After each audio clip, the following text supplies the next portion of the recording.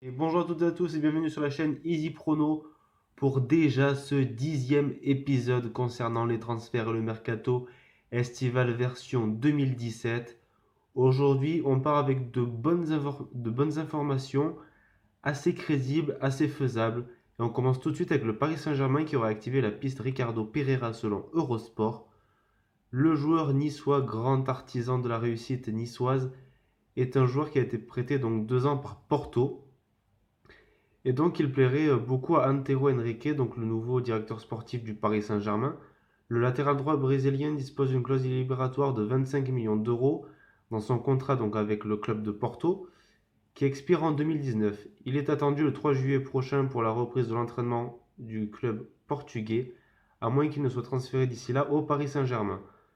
Donc, selon nos dernières informations, si Serge Aurier devait partir du Paris Saint-Germain à cause de son comportement ou à cause des très bonnes offres qui parviendraient au club de la capitale, Ricardo Pereira serait la piste prioritaire pour faire la doublure à Thomas Meunier.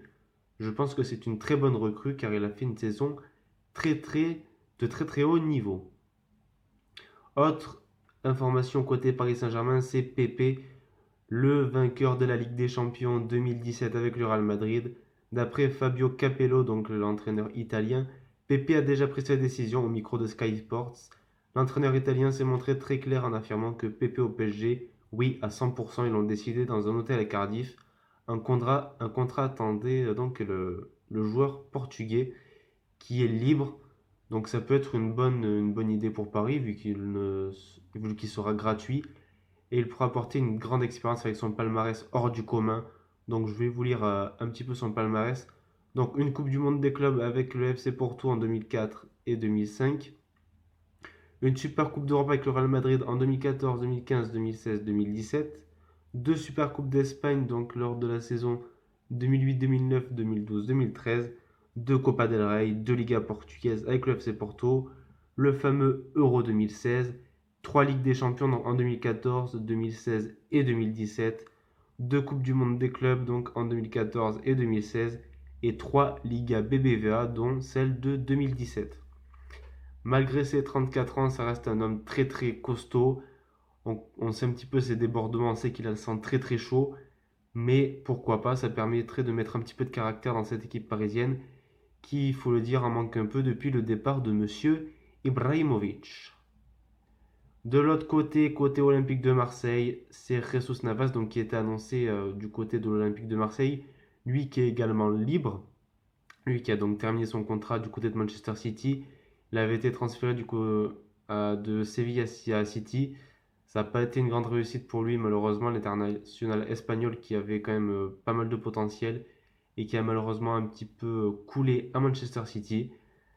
Mais selon les dernières informations, il serait plutôt parti pour le FC Besiktas qui lui offrirait un contrat donc annuel de 3,4 millions d'euros et l'Olympique de Marseille ne voudrait pas dépenser une telle somme pour son salaire. Côté FC Barcelone, j'ai deux petites informations, ou même deux grosses informations. Tout d'abord, Hector Bellerin, donc je vous en ai parlé de sa venue probable au FC Barcelone dans la dernière vidéo, il me semble. Et tout cela se confirmait donc avec une somme comprise entre 40 et 50 millions d'euros.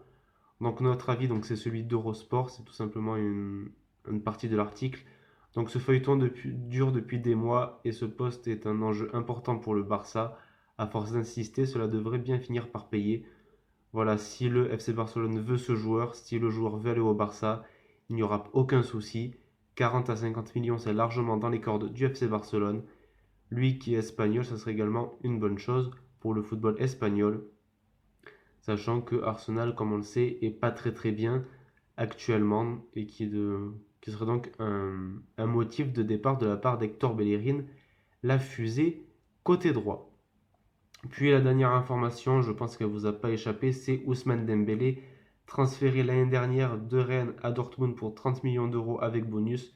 Donc c'était 15 millions plus 15 millions.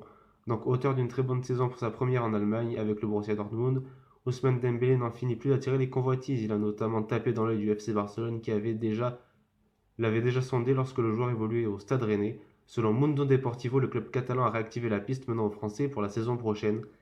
Ousmane Dembélé serait pas insensible à l'idée de rejoindre le FC Barcelone. Donc vous allez me dire, oui, mais s'il rejoint le FC Barcelone, où c'est qu'il va jouer? Bah, tout simplement, Messi serait donc en numéro 10. À gauche, on aura donc Neymar, en buteur Suarez et en ailier droit Ousmane Dembélé. C'est vrai que cette attaque serait extraordinaire, aurait de la gueule et je pense que Dembélé, sincèrement, peut très bien gagner sa place au FC Barcelone. Je vous attends dans les commentaires pour savoir ce que vous pensez de ces transferts. C'était Easy Prono, c'est une bonne journée, une bonne soirée, à la prochaine et n'hésitez pas à liker la vidéo si elle vous a plu. Ciao.